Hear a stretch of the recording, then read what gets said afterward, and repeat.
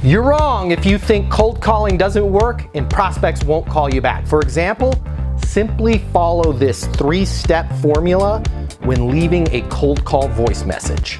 First, let them know who you are. Second, and vital, let them know how you're connected. And then third, let them know you have an idea that you'd like to get their opinion on. It sounds like this. Hey Valerie, it's Matt Easton, founder of Easton University. You and I are connected on LinkedIn. I've got an idea that I'd love to get your opinion on. Can you give me a call on my mobile, 720-660-3202? Let's say you don't have a direct connection like LinkedIn. It's still totally easy. It might sound something like this. Hey Matt, Mike Smith, Director of Sales at Denison.